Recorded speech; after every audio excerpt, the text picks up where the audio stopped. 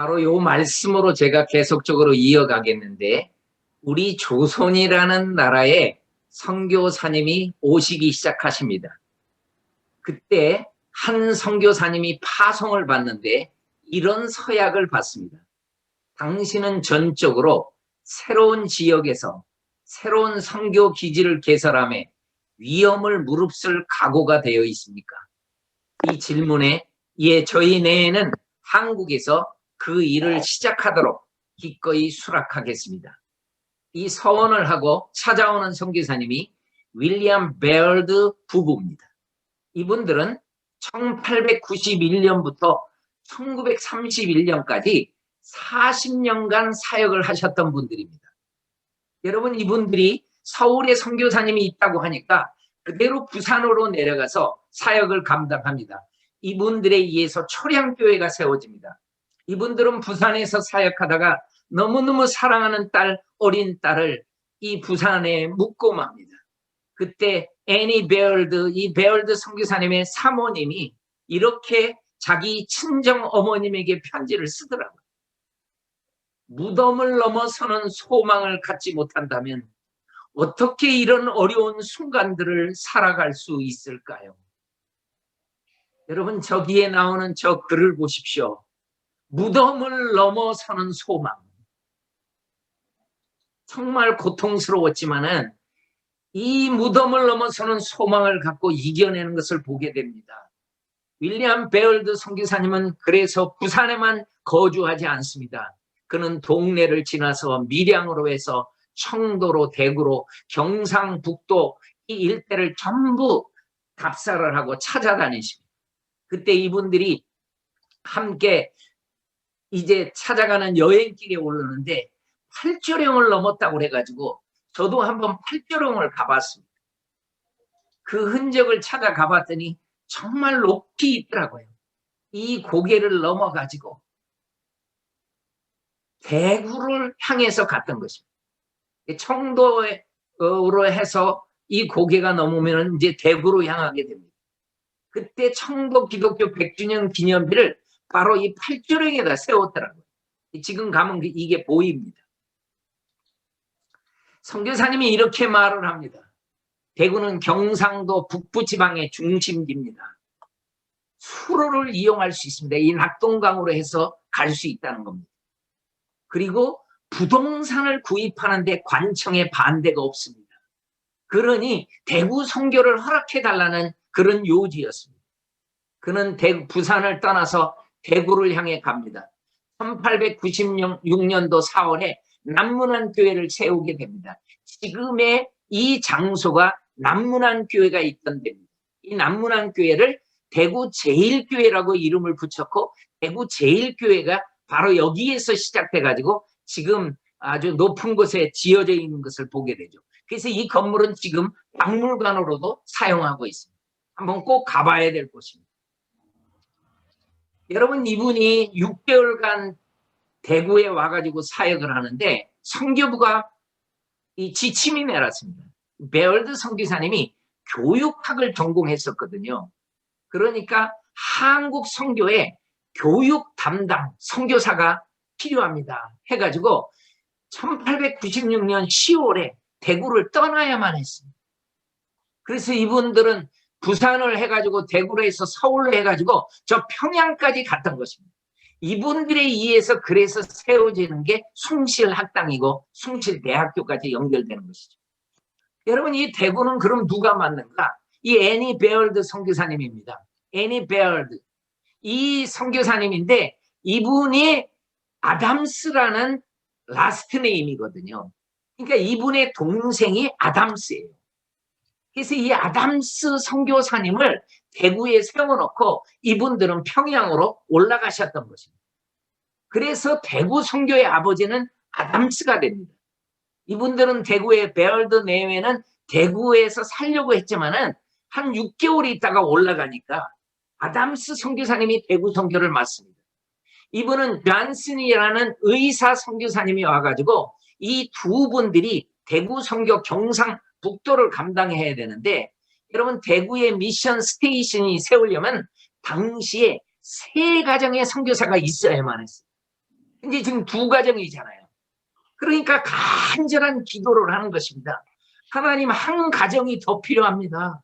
그래야지 우리 대구 미션 스테이션이 인정을 받는데, 간절한 기도를 하게 되니까 이 기도 후에 존슨하고 아담스 선교사님이 기도가 끝난 다음에 아담스 선교사님이 물어요.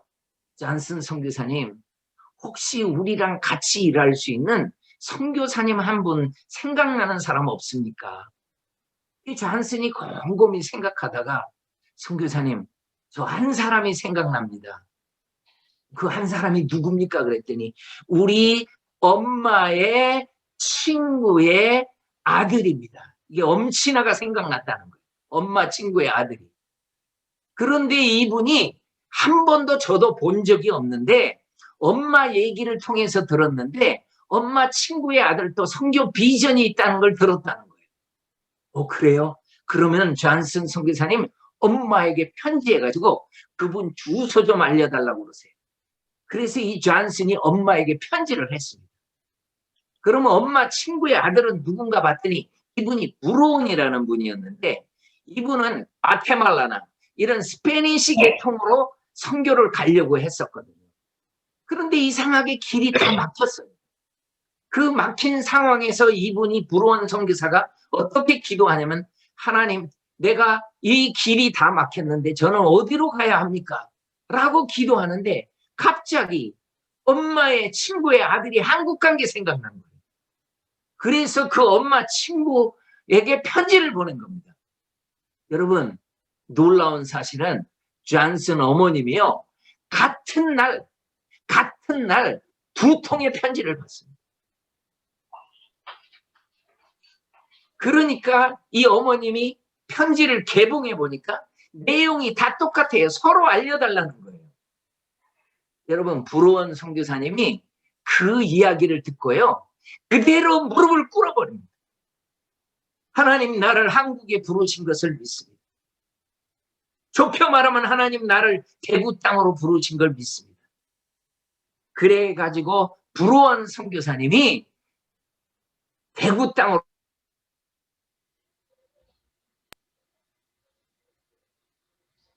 안희원 선교사님, 장인차 선교사님, 부엘이 다 한국 이름을 가지고 사역을 합니다. 이분들이 미국 약방, 그리고 제중원, 이게 제중원이요, 지금의 동산병원이 됩니다. 대구에 가면 동산병원이 있거든요. 이렇게 잘 되어 있죠. 존슨이라는 선교사님이 시작한 병원입니다. 이 존슨 선교사님은 사과, 계량용 사과를 가져서 대구의 사과 미인도 선교사님 때문에 나오게 된 것입니다. 여러분, 안희화 선교사님은 대구에 개성학교를 시작합니다.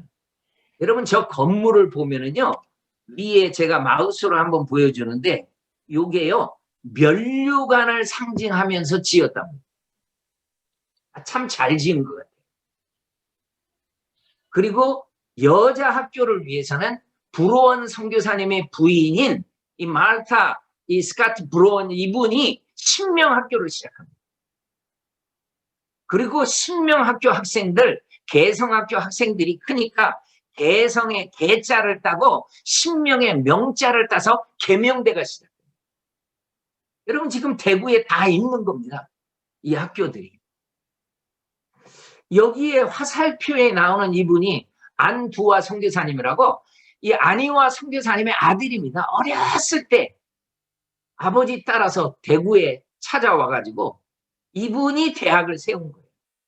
요 한복을 두루마리를 입은 이 감부열이라고 하는 선교사님인데, 캠벨이라고 하는 선교사님이었는데, 이 선교사님과 함께 계명 기독대학의 초대 학장이 이 감부열 선교사님을 세워놓고 본인은 이제 이사장으로 있고, 그래서 이 학교가 세워져요. 지금 대구에 이게 구 캠퍼스로 지금 계명동에 남아있는 것입니다. 저는 이 계명 캠퍼스에 갔을 때 캠벨이라고 하는 선교사님의 이 기념 음악관이 있더라고요. 이 캠벨 선교사님이 기념해가지고 이거 건물들이 다 이름들이 있어요. 거기에 가면은요.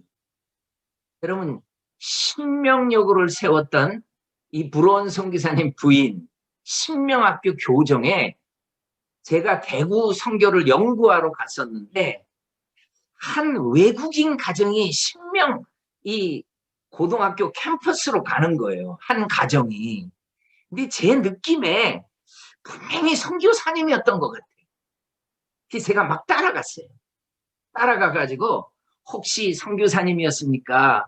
하고 제가 서투른 영어로 물어봤더니 이 캠벨, 이 간부열 선교사님이 유창한 한국말로 이야기를 하더라고요. 얼마나 쪽팔렸는지 모릅니다. 하여튼 이 간부열 선교사님 그러면서 너무너무 상기된 표정이에요.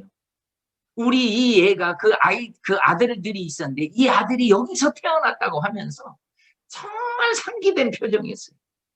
자기가 사역했던 한평생 사역했던 이곳에 왔다는 거죠. 그래서 어떻게 해서 여기를 다시 오게 됐냐고 그랬더니 동산병원이 100주년 기념식을 할 때 자기 가정을 초대했다는 거예요.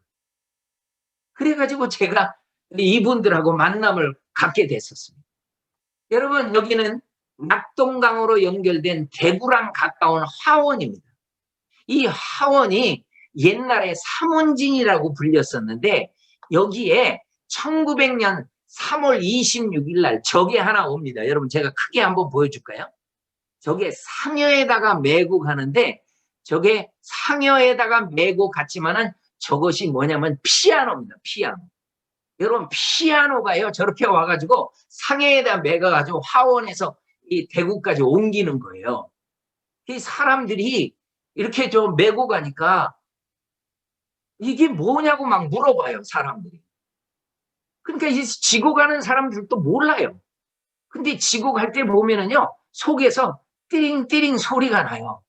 그래가지고 그 옆 사람이 귀신통인가 봐. 귀신통이라고 해가지고요.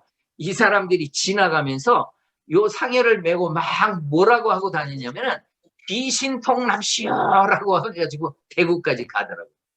여러분 그래서요 지금 화원에 거기 가면은요 귀신통 납시오라고 해가지고 피아노 100대가 해가지고 막 연주도 하고 그렇게 해요. 그 역사가 그렇게 시작되는 거예요. 그 제가 이 사진을요 화원에 가서 찍은 겁니다. 여러분 어떻게 해서 피아노가 오는가 봤더니 저 사보답이라는 한국 이름을 가진 이 사이드 모탐이라는 이 선교사님의 부인이요 에피라는 선교사였는데 이분이 피아노 오르간 연주자였어요. 교회에서 반주했던 분입니다. 아주 음악가였어요. 그러니까 이분 때문에 피아노를 오게 했던 거예요. 그래가지고 이 피아노가 대구에 와서 이제 음악이 발달하게 되는데 저 아담스 선교사님이 박조순이라는 사람을 전도했는데요. 저 박조순이라는 사람이 그 아들을 계명학교에 보냅니다. 개성학교에 개성학교, 중고등학교에. 이 아들이 여기서 공부하다가 음악에 재능이 있었어요. 이 아들이. 그래가지고 선교사님들을 통해 가지고요, 막 반주도 하고 음악을 배웁니다. 그리고 숭실대로 가가지고요, 공부 유학을 하고요, 미국의 음악으로 유학을 갑니다. 그러더니 미국에서 유학 갔다 와가지고요, 이분이 찬송을 작곡을 합니다. 여러분이 많이 불렀을 곡을 이분이 작곡한 거예요. 한국분이 찬송을 작곡한 겁니다. 바로 이 곡입니다. 나 이제 주님의 새 생명 얻은 몸. 그리고 여러분 여기에 1967년에 누가 오른쪽에 작곡했다고 나오죠? 박태준 씨가 작곡했다는 거예요. 나 이제 주님의 새 생명 얻은 몸. 이 찬양 우리 정말 많이 부르잖아요. 여러분 여기에 이분이 박태준 씨가요 동요도 음악을 전공했으니까 동요도 작곡해요.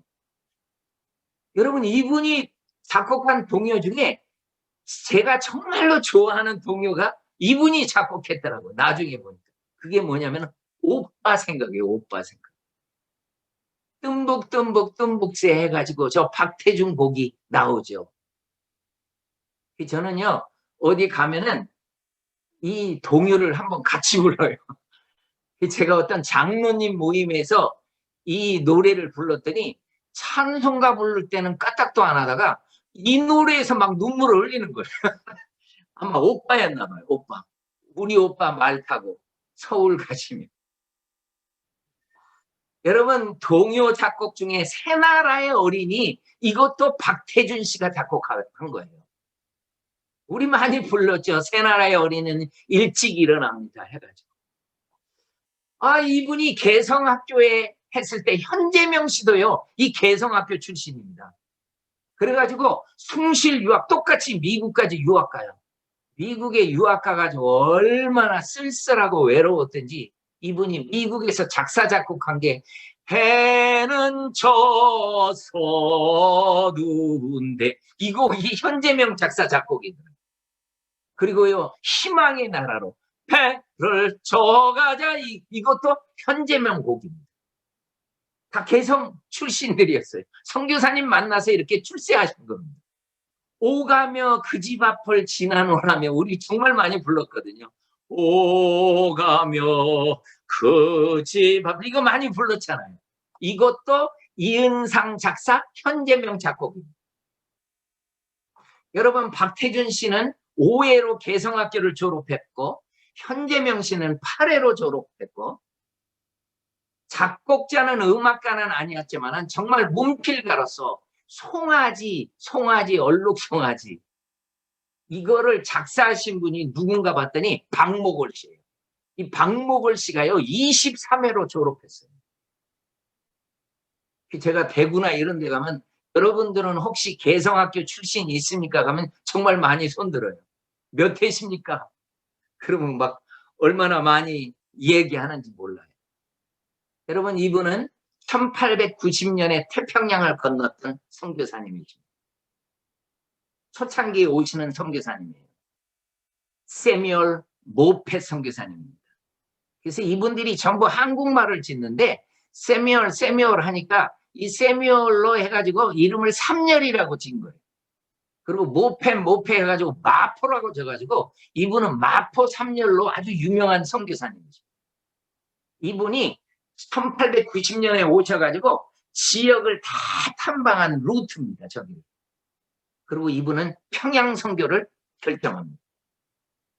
그런데 1892년에 그라함리, 이기람 선교사님, 수알런 이런 선교사님들이 건너왔을 때 이분들과 함께 1893년에 바로 평양으로 올라가십니다. 이 세 선교사님이 되면은 평양 스테이션이 허락이 되는 거죠. 그래서 평양에 올라가셔서 평양에서 여관집에 딱 머물렀는데 그 여관집에 그 도배가 되어 있는 게 성경이 도배가 되어 있는 거예요. 성경이 도배가 돼가지고 이게 어떻게 된 건가 봤더니 여러분, 이 성경이 도배된 것은 평양에서 순교한 토마스 선교사님이 가져온 성경이었어요.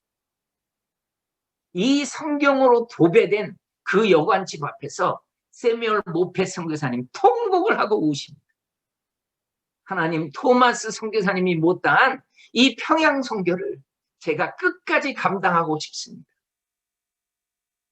그래가지고요, 이분이 그 여관집에서 그 여관집을요 널다리 교회로 바꿔버립니다. 나중에 이 널다리 교회가 우리 한국의 정말 유명한 장대영 교회가 됩니다.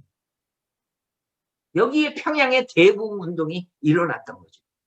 저렇게 기역자로 되어 있는 것은 남녀 7세 부동석 때문에 남자는 남자끼리 앉고 여자는 여자끼리 앉았다. 그래서 저렇게 교회가 대부분이 그 당시 기역자 교회로 지어집니다. 그리고 이분은 평양에서 깡패한테 돌에 맞아서 턱이 날아가 버립니다. 세뮤얼 모페 선교사. 여러분, 그 돌을 던졌던 분이 이기풍이라는 분이 잘 알죠, 저분. 평양에 청일전쟁이 일어났을 때도 참으로 많은 사람들을 돌봐줍니다. 시민들을 돌봐줍니다. 그리고 수알런 선교사님이 원산을 개척하러 가셨는데 그 원산에 개척했을 때 평양에서 청일전쟁 때 도망간 사람이 있습니다. 그분이 이기풍이라는 분이에요. 근데 원산에 갔더니 또 서양 사람을 만난 거죠. 여러분, 이 원산의 수알런 선교사님한테 이기풍 저 깡패가 회개합니다. 그리고 평양에 와가지고 세미얼 선교사님한테 또 회개하는 거죠. 이 윌리엄 스왈런 선교사님입니다. 참 멋진 사역을 감당했어요. 평양, 원산, 안악 근 40여 년을 한국 선교를 감당했던 분입니다. 그리고 그레암 리 선교사님. 저는 저분의 사진을 보고요. 정말 영화배우보다 더 잘생긴 거예요. 너무 멋있어요. 한국 이름을 제일 저는 잘 지은 선교사님 한 분으로 봅니다. 그레암 리, 이기람. 얼마나 잘 졌는지 몰라요. 교회 사역을 장대형 교회를 담당을 하게 됩니다. 그럼 세미얼 모페 선교사님은 뭐에 담당을 하느냐? 신학교 사역합니다. 평양 신학교. 그래가지고 평양 신학교 1회 졸업생이 1907년에 배출되는 거죠. 그 자랑스러운 이름들입니다. 방기창, 서경조, 양전백, 한석진, 이기풍, 길선주, 송인석. 저는 한국교회 다니면서 이 사진을 보여주고요. 혹시 여러분들 중에 이 7분의 후손이 계시면은 한번 손들어 달라고 얘기를 해요. 제가 군산 성결교회에서 메시지를 전할 때 손들어 보려고 그랬더니 한 분이 손들더라고요. 누구의 후손입니까? 그랬더니 한석진 목사님의 후손이라고. 얼굴을 보니까 정말 닮으셨어. 우리 민족에 이런 참 역사들이 나타나게 되는 거죠. 여러분, 이분들은 세미얼 모페 선교사님의 5 아들입니다. 5 아들. 그 5 아들 중에 요 2 아들, 마삼락이라고 이름을 짓고 마포 하열, 이 마삼락 선교사는 마포 삼락이어야 돼요. 근데 한국이 세자니까 그냥 마포를 안 쓰고 마로 이렇게 주로 쓰셨어요. 근데 여러분, 저 마포 하열 선교사님을 보십시오. 저 선교사님이 하워드 마펫으로 해가지고요. 48년도에 우리나라에 와서 6.25가 터지니까요. 그냥 군목으로 이분 참전하더라고요. 참 멋있는 분이었어요. 그래 참전해가지고 공군에서 사역을 하시다가 그리고 한평생을 대구에서 사역을 하십니다. 이 2네.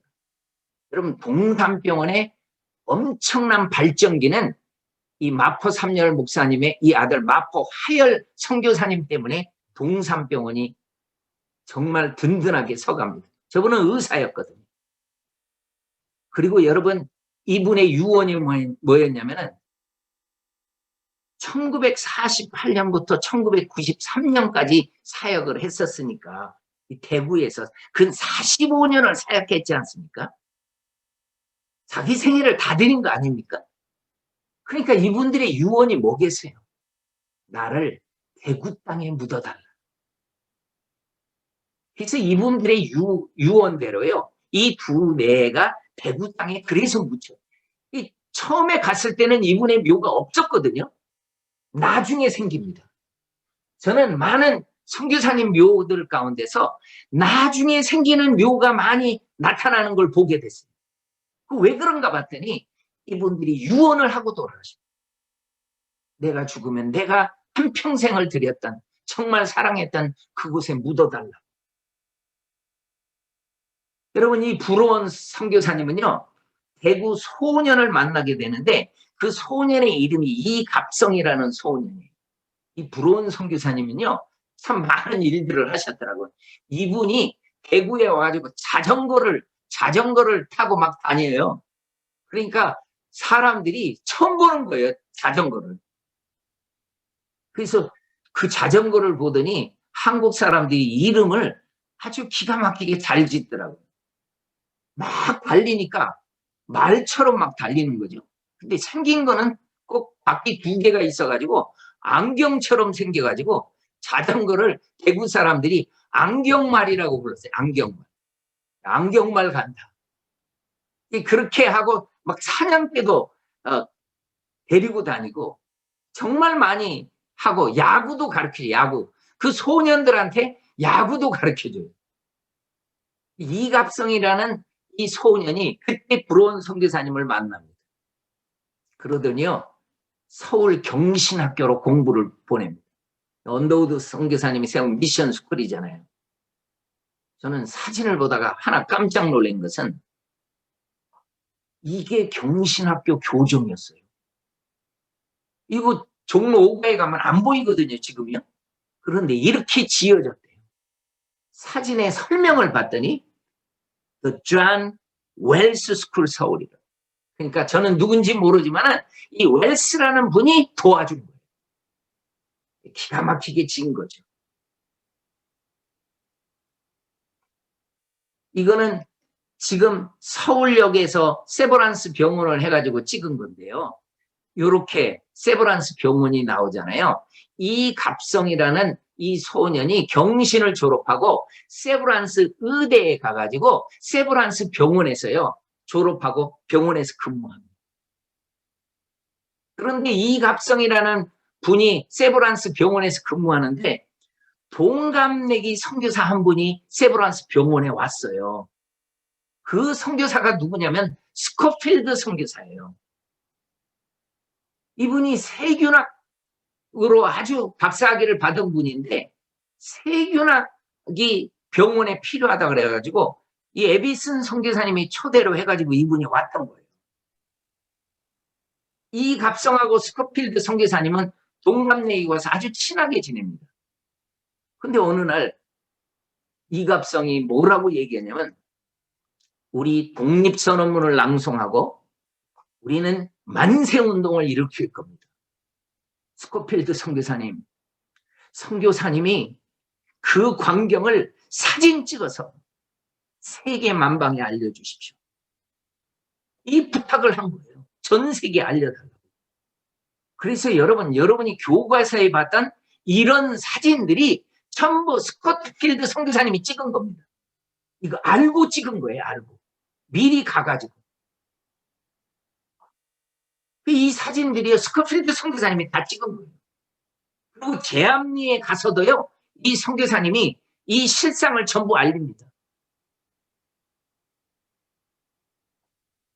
1919년 9월에 극동지역 선교사 모임에 일본에서 있었는데요.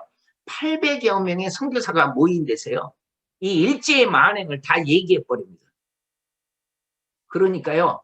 일본이 가장 과격한 선동가로 몰아가지고 4월 11일 날 이분을 추방해버립니다. 1920년. 근데 이분이 추방당해야 되는데 걱정이 하나 있어요. 자기가 그동안 써놓은 글들 이걸 가져가야 되는데 이걸 어떻게 가져가나. 그리고 자기가 찍어놓은 이 사진의 필름을 어떻게 가져가야 되나. 외국으로 지금 추방당하니까 가져가야 되는데. 근데 여러분 하나님이 어떻게 지혜를 주신지 아십니까? 여러분 이분이 토론토 의과대학을 다닐 때 이분에게 심한 고열과 오한이 와가지고요. 이분은요.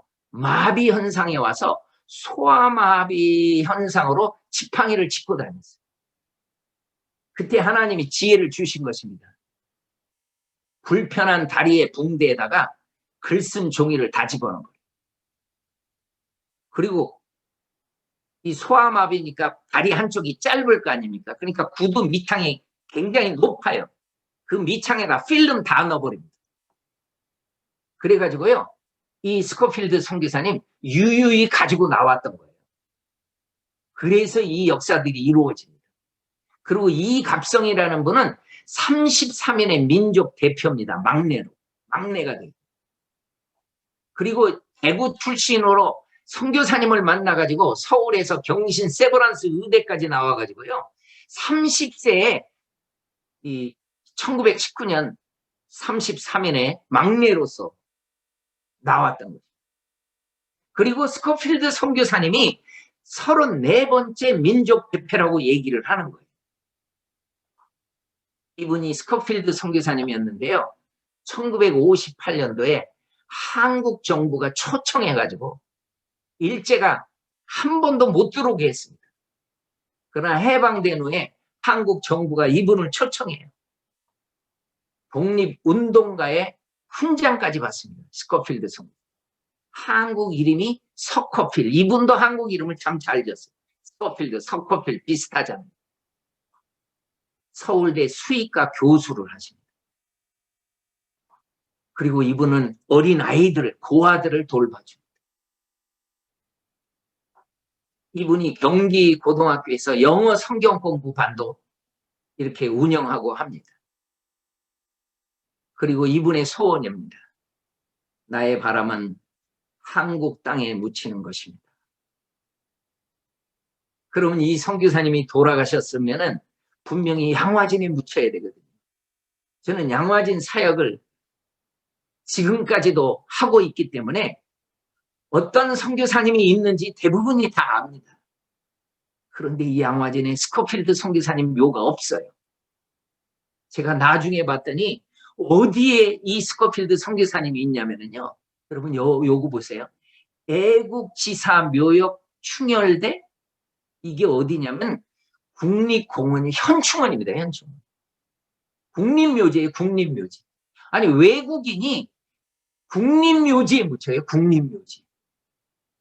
그래가지고 정말 이 애국지사 이 프랭크 스코필드의 묘 이렇게 묻혀 있는 거예요. 국립묘지.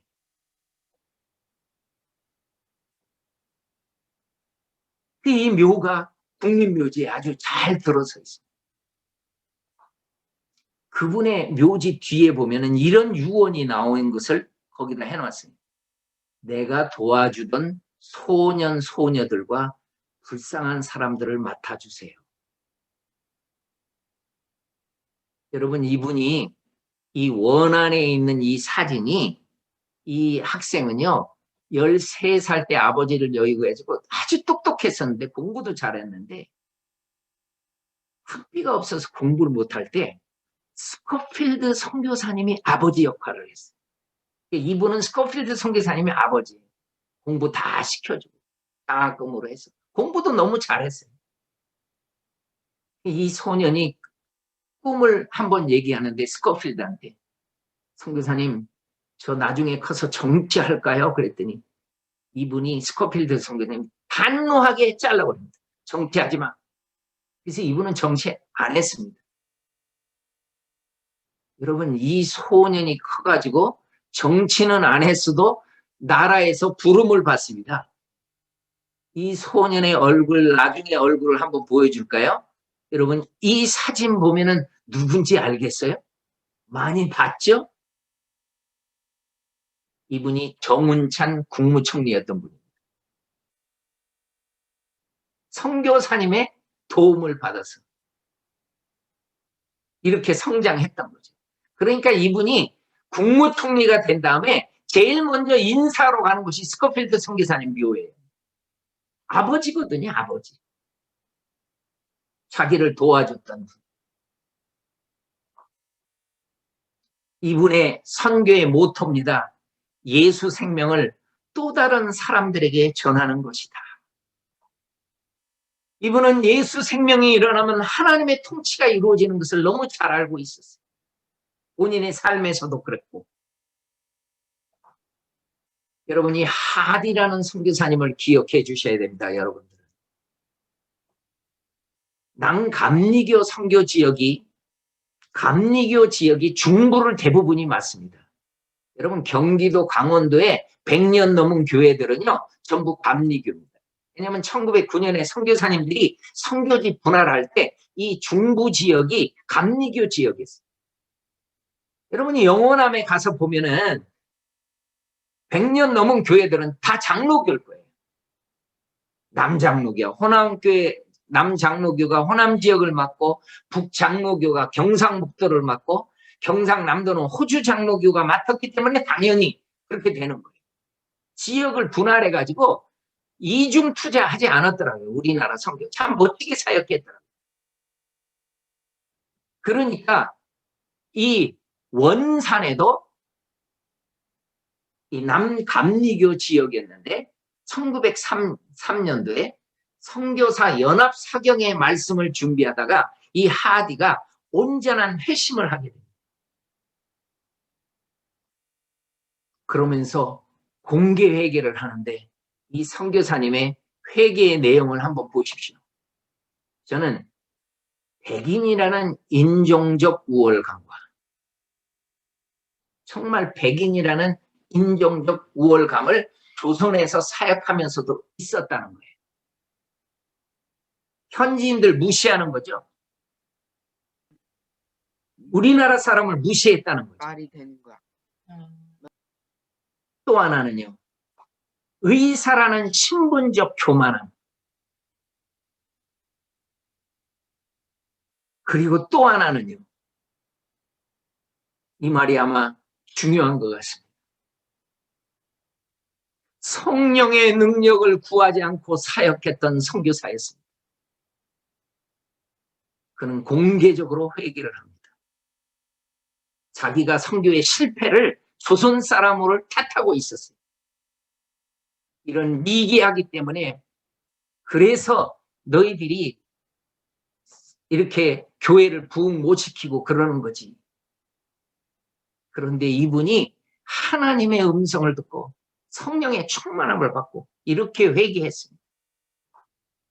평양에서 연합기도회를 엽니다. 이것이 도화선이 돼가지고 평양 대부흥운동이 일어나는 거예요. 그때 14살 백인 소년의 고백입니다. 선교사님의 자녀예요. 백인 소녀니까. 하디 선교사는 조선의 대부흥을 일으켰다. 그 시기에 수천 명의 사람들이 하나님의 백성이 되었다. 조선의 많은 새신자 가운데 한 백인 소년도 있었다. 그 소년이 바로 나였다. 여러분, 이 소년이 누구였냐면요. 바로 요 꼬마입니다. 처우도 홀이에요. 여동생 이리스하고 어머니하고 같이 찍은 이 사진입니다. 이분의 부모님은 평양 개척 선교사로 갔습니다. 윌리엄 제임스 홀과 로제타 선교사님 이 내에는 서울에서 결혼식을 합니다. 이분들의 결혼식이요. 한국에서 조선에서 한국에서 제1호 조선 이 결혼식이 됩니다. 서양식 결혼으로. 그리고 서울에서 처우도울이 태어나가지고 평양에 갓난아기 때 간 거예요. 평양에 가가지고 부모님들하고 같이 그렇게 개척 사역을 했던 그 꼬마였습니다. 어린아이. 아버지가 윌리엄 제임스 홀이었는데 이 글렌비엘 교회, 캐나다의 작은 교회에서 파송을 받았습니다. 그리고 집 없는 아이들을 평양에서 돌봐주면서 그 아이들을 가르치면서 평양에 광성이라는 학교가 생깁니다. 여러분 서강대 서울 서강대 옆에 보면 광성학교가 있습니다. 이 평양에 세운 학교를 그 광성 졸업생들이 세운 거예요. 서울에다가. 청일전쟁이 발발하니까 여기에 올라가서 수많은 전염병 환자들을 돌봐줍니다. 참 안타깝게도 이 전염병에 감염돼가지고 서울 쪽으로 내려오다가 그리고 부인의 품에 안겨서 이 선교사님 서울에서 목숨을 잃고 맙니다. 지금 이 묘, 한국식으로 이 묘가요. 윌리엄 제임스 홀의 묘고요. 이게 한강입니다. 한강. 그리고 요 옆에 묘가 이게 존 헤론의 묘입니다. 이분이 제일 먼저 서울에서 돌아가셨고 두 번째로 묻히십니다. 양화진의 선교사님 묘가 그래서 한 분, 두 분 이렇게 늘어나게 됩니다. 로제타 선교사님은 1살 된 아들을 데리고 미국에 건너가서 딸을 낳습니다. 그때 임신하고 있었거든요. 그 딸이 이디스입니다. 그 딸을 낳고 시댁에 꼭 한번 와달라고 하니까 시댁을 가본 적이 없어요. 서울에서 결혼했지. 그리고 미국에서 딸을 낳고 그 아들, 딸을 시댁에서는 정말 보고 싶어요. 자기 어머니, 아버지로 봐서는 자기 아들을 지금 평양에서 그 조선에서 잃었으니까 꼭 한번 와달라고 그래서 이 교회를 방문합니다. 이 교회를 방문했을 때요, 정말 많은 사람들이 따뜻하게 위로를 해줘요. 저는 이 교회 환영사에 나오는 글을 한번 봤어요. 환영사.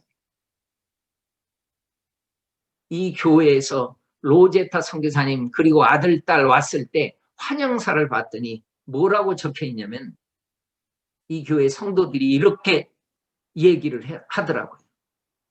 우리는 한국이 어딘지도 몰랐어요.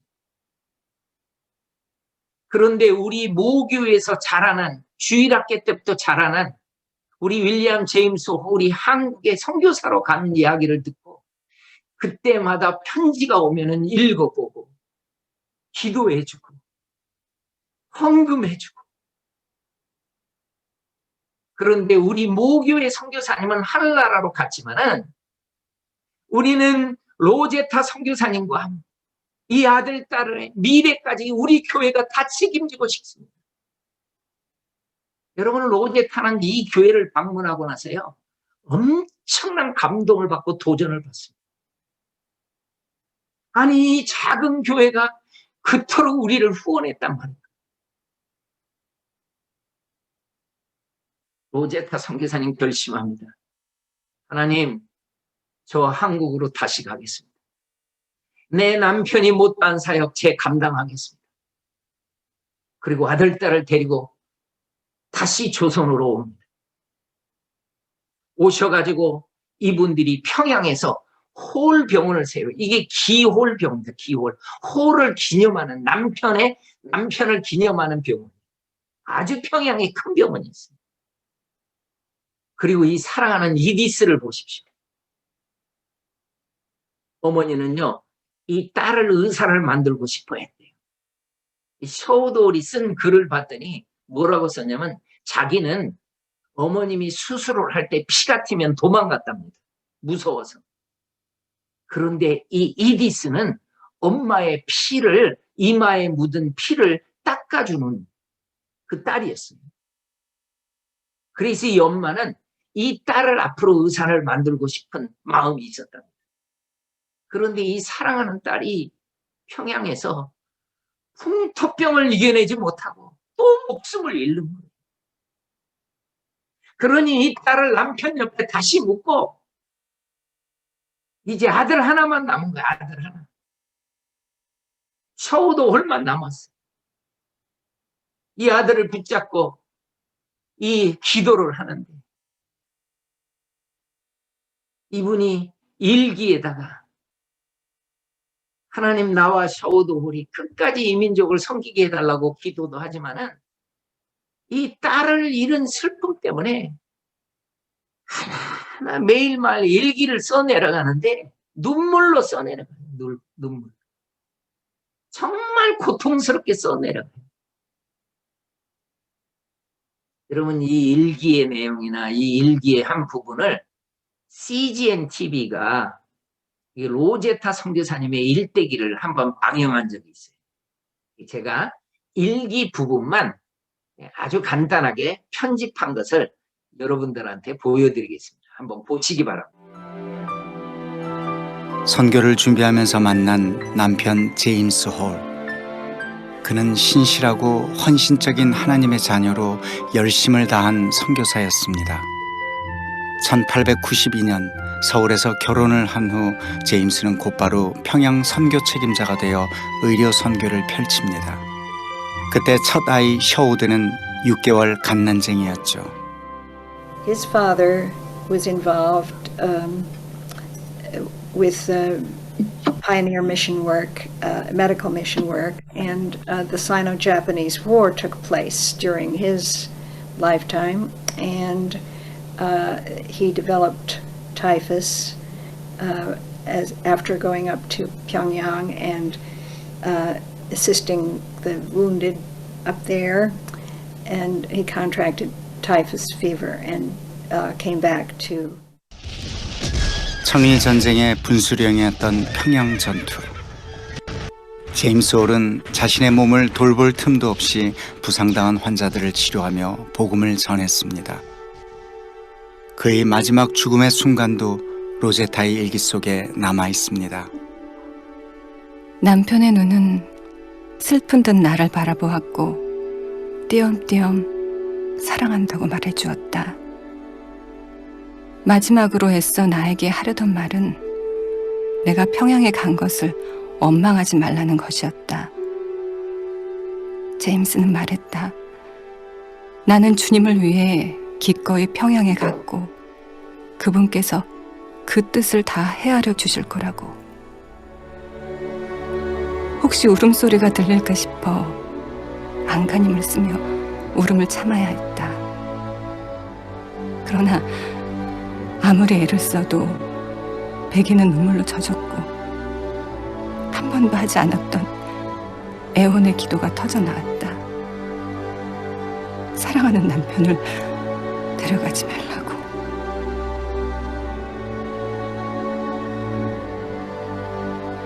그의 선교 활동은 짧았지만 평양 선교의 개척자, 고아들의 친구로 불린 그의 헌신은 작지 않았습니다. 하나님을 향한 원망마저 허락하지 않은 그런 남편이 로제타의 곁을 떠났습니다. 눈물로 얼룩졌던 당시 일기장. 그러나 그 눈물이 마르지 않았습니다. 남편 죽음 후에 얻은 딸 이디스. 로제타에게 큰 위로가 되었던 딸마저 그의 곁에 오래 머물지 않았습니다. 겨우 5살. 풍토병으로 죽기 직전까지 엄마는 고열에 시달리는 딸의 상태를 일기에 기록했습니다. 체온 41도. 숨이 가쁘고 힘들어했다. 잠시 후 호흡의 간격이 점점 길어졌다. 눈을 크게 뜨고 엄마를 바라본 채 작은 영혼이 서서히 떠나갔다. 그렇게 그 아이는 세상에 보내주신 그분에게로 다시 돌아갔다.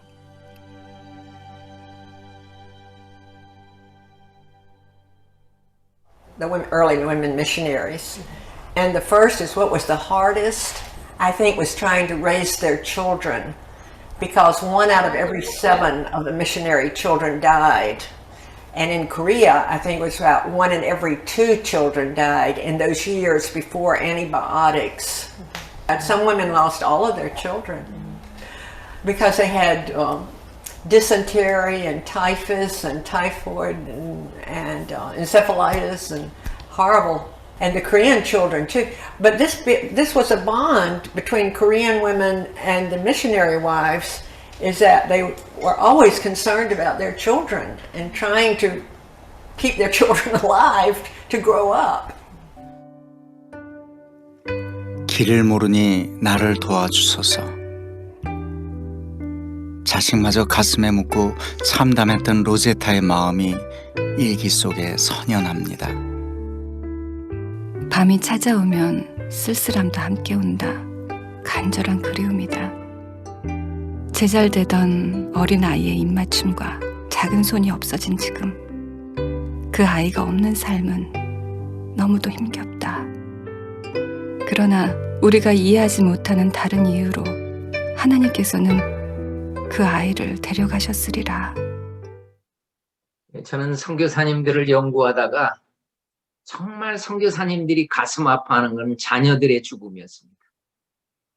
남편도 하늘나라에 갔고 딸도 하늘나라에 가니까 하나님 하나뿐이 없는 이 셔우돌과 끝까지 이 땅을 섬기게 해달라고 기도하고, 그리고 하나님은 이 기도를 들어주시더라고요. 로제타 선교사님 기올병원 생기죠? 딸이 죽으니까 아동병원 생깁니다. 그리고 서울 2대 부속병원도 로제타의 산물입니다. 인천 기독병원 간호대학도 그렇습니다. 여성 의료 전문대학을 세웠는데 이 대학을요 고려대 의대가 인수인계하더라고요. 고려대 의대에 가도 이 기독 의사들이 로제타를 기억합니다. 그리고 특수교육 맹인들을 위한 점자를 만들어주고요. 그리고 자기의 생애를 정말 멋지게 들이십니다. 여러분, 그리고 남편이 묻혀있는, 자기 사랑하는 딸이 묻혀있는 그곳에 이 선교사님도 함께 묻히시는 거예요. 양화진의 윌리엄 제임스 홀 선교사님의 묘입니다. 셔우드 홀입니다. 아주 멋진 선교사가 됩니다. 아버지의 뒤를 이어 어머니의 뒤를 이어 정말 귀한 사역을 많이 감당합니다. 이분의 어렸을 때 찍은 사진을 보면은요, 어머니가 자기 동생을 안고 있잖아요. 그리고 자기는 옆에 서 있고, 그리고 저 뒤에 있는 부부입니다. 부부. 그런데 저 이모가, 한국 이모가 자기들을 어렸을 때 정말 많이 돌봐줬어요. 왜냐면 엄마가 병원 일에 바쁘니까. 그래서 이모를 참 좋아하고 잘 따르고 사랑했었어요. 엄마는 이 이모를요, 미국으로 보내가지고요, 우리나라에 최초의 여성 의사 박사학위를 받아오게 합니다. 이분이 박에스더라는 분입니다. 그런데 이분이 돌아와서 한국에 와가지고 10년간 사역을 하다가 초도울이 봤을 때는 이 이모가 박사학위까지 받아왔는데 결핵으로 목숨을 잃은 거예요.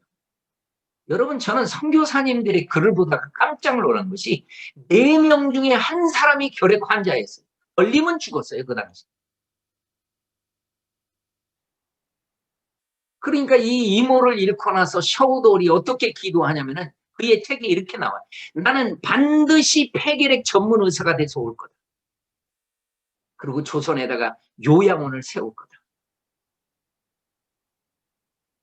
여러분, 그래서 이분이 황해도 해주에다가 요양소를 세우고 치료비가, 결핵 치료비가 너무 비싸니까 이분에 의해서 크리스마스 씰이 나옵니다.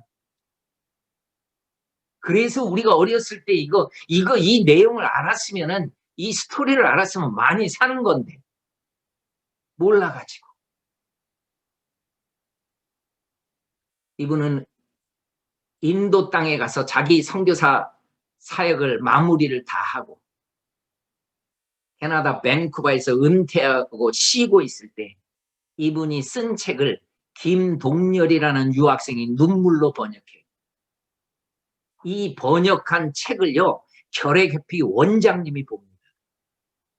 너무 감동이 돼가지고 우리 결핵협회가 이렇게 해서 생긴 거구나. 그래서 나이를 계산해 봤더니 80이 넘으셨어. 아, 다 돌아가셨겠다. 그래도 너무 감동해서 수소문을 해봤는데요. 여러분, 이분이 1984년에 80이 넘었는데 건강하게 2내가 살아계신 거예요.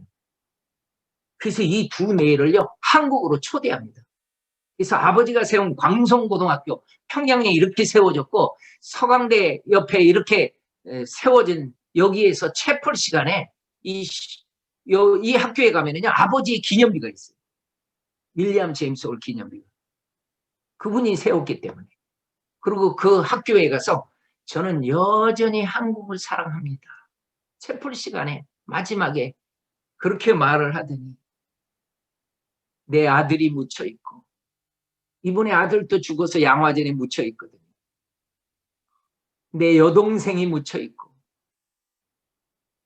우리 아버지가 묻혀 있고, 나 하나만을 데리고 한평생 사역했던 우리 어머니가 묻혀 있는 그 묘로 나를 데려가 달라고, 우리를 안내해 달라고. 그래서 이 2내가 그 묘 앞에서 찍은 사진이 이 사진이에요. 이렇게 사진을 찍었어요. 그는 이 묘를 붙잡고 한없이 우십니다. 자기들을 낳아주시고, 나를 낳아주시고,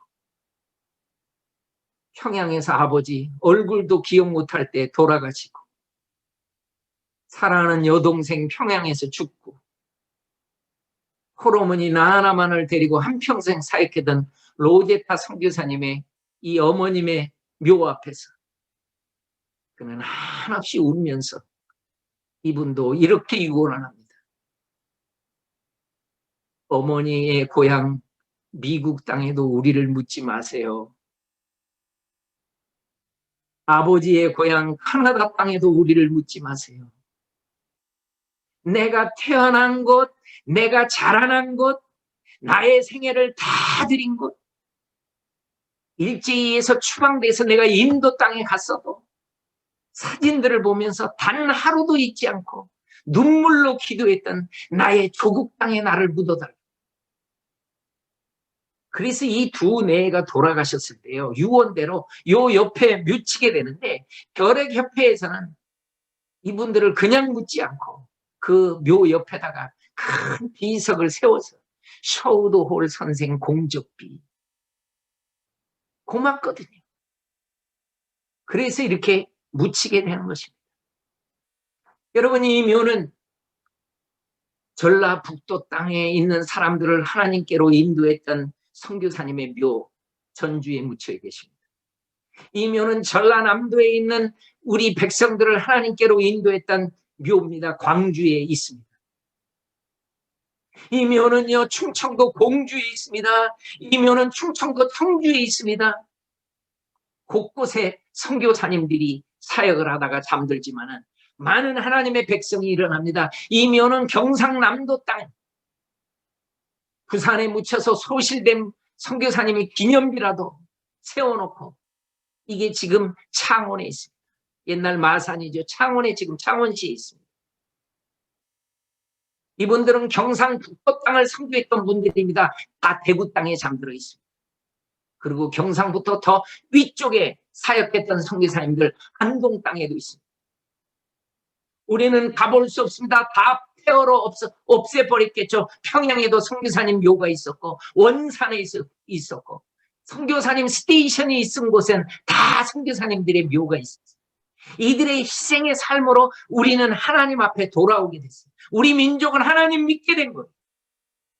그래서 우리가 예수를 믿게 된 거예요. 중부 지역에서 사역했던 선교사님들은 대부분이 서울 양화진에 잠들게 돼요.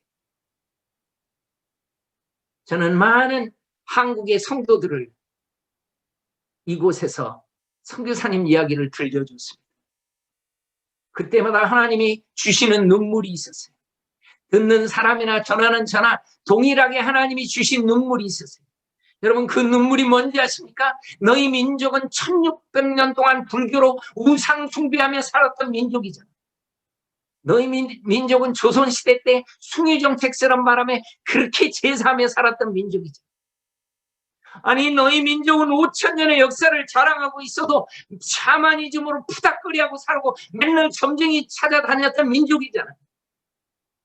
이 사망의 땅 그늘에 앉은 너희 민족에 내가 불과 얼마 전에 선교사님 보내줬잖아. 불과 얼마 전에.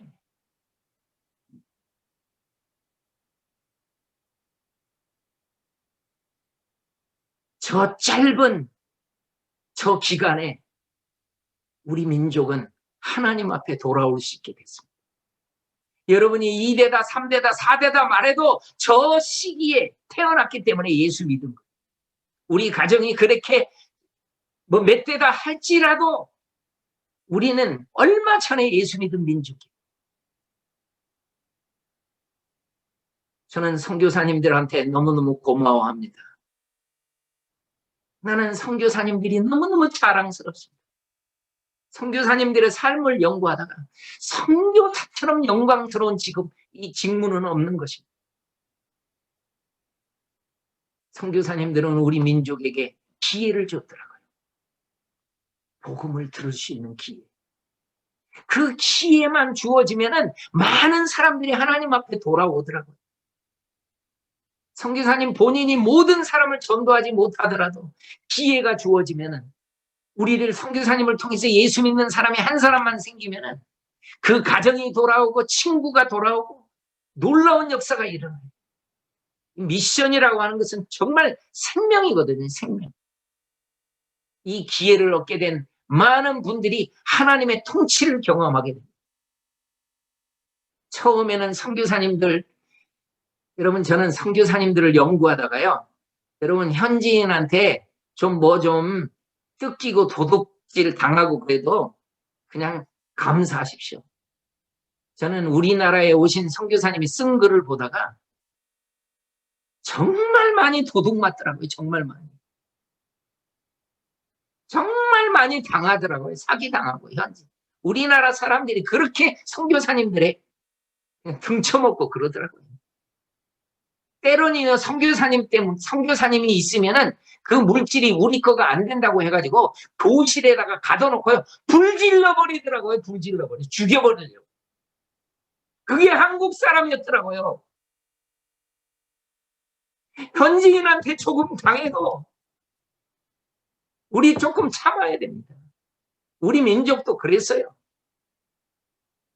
그런데 그들이 하나님 만나면 하나님의 통치가 이루어지면은 그들의 삶이 변해요. 놀라운 간증을 간직하게 돼요. 그래서 이 짧은 기간에 예수 믿었던 사람들, 전국을 통해서 하나님을 믿었던 사람들이 우리 흑암에 사는 백성으로 살 때 선교사님들의 땀과 눈물의 피의 결정체로 지금 전국에 모인, 전국에서 예수 믿었던 사람들이 우리 선교 100주년 할 때 지금 다 여의도 광장에 모이지 않습니까? 저 많은 사람들이 어떻게 하나님 믿겠습니까? 저게 선교의 열매 아닙니까? 저게 선교사님 희생의 삶이 아닙니까? 그들의 열매 아닙니까? 한국 교회는 이렇게 태동하지 않았습니까? 저는 느꼈습니다. 세계를 품은 그리스도인이 중요하다. 내가 선교사님들의 글을 보다가 이분들이 선교지 우리나라로 오려고 할 때 그렇게 반대하는 사람들이 많더라고요. 때로는 어떤 선교사님 부모도 반대하고요. 친구도 반대하고 교회도 반대하고요. 아니 교회가 선교를 몰라요. 우리나라에도 할 일 많은데 어디를 가냐는 거예요. 많은 사람들이 마인드가 없었어요. 그걸 뚫고 선교사님들이 우리나라에 온 거 아닙니까? 우리는 복음의 빚진 자입니다. 제가 한국 교회에게 강력하게 얘기하는 것이 바로 이겁니다. 이제 우리는요, 복음의 빚진 민족으로서 선교사적인 삶을 살아야 됩니다. 여러분, 기도의 영역을 넓히십시오. 여러분의 기도 가운데 선교지가 있어야 됩니다. 여러분의 기도의 영역 가운데 선교사님이 있어야 됩니다. 제가 한국교회에 호소하는 게 그거예요. 선교사님들을 위해서 기도하고 선교사님들의 기도 제목을 보고 기도해야 된다고. 그리고 선교 헌금으로 하셔야 됩니다. 11조 감사헌금 다 해야 되지만 선교 헌금 꼭 해야 됩니다. 학생들 용돈을 아껴서라도 해야 됩니다. 선교 헌금으로 영역을 넓히라고 제가 한국교회 다니면서 그들에게 호소하고 있습니다. 그리고 젊은이들에게는 여러분들도 영광스러운 선교사의 삶으로 반응하며 사십시오. 그냥 고국에서만 한평생 살다가 인생 끝마치지 말고 가장 영광스러운 선교사의 삶으로 반응하면서 사십시오. 여러분도 나가십시오. 여러분도 선교사님에게 찾아가서 도우십시오. 이 세 가지 반응이 선교사적인 삶입니다. 이 선교사님들, 한국의 교회가 이 반응을 하면서 살 수 있도록 기도해 주시기를 바랍니다. 그래야지 선교사의 역사도 열매를 맺을 수 있습니다. 한국 교회가 부흥이 좌절되고 부흥이 쇠퇴하면은요, 선교도 쇠퇴합니다. 선교는요, 역사적으로 부흥 다음에 이루어집니다. 강력한 부흥 후에 선교의 열매는 나타납니다. 나타납니다. 한국 교회를 위해서 기도해야 됩니다. 잠깐 기도합니다. 하나님 아버지 감사합니다. 우리 선교사님들과 함께 이렇게 귀한 선교사님 이야기를 나눌 수 있도록 인도하심을 감사합니다. 영광스러운 선교사의 삶으로 살고 있는 우리 선교사님들을 축복하여 주시옵소서. 이 가치 있는 삶을 한국교회 성도들이 알아야 됩니다. 선교지를 위해서 기도해야 됩니다. 선교지를 위해서 성경금해야 됩니다. 한국교회를 깨우시고 한국교회에 부흥을 허락하여 주시옵소서. 그래서 함께 동역하여 수많은 생명 살리는 우리 되도록 인도하여 주세요. 살아계신 예수 그리스도의 이름으로 기도합니다. 아멘. 아멘. 아멘. 아멘.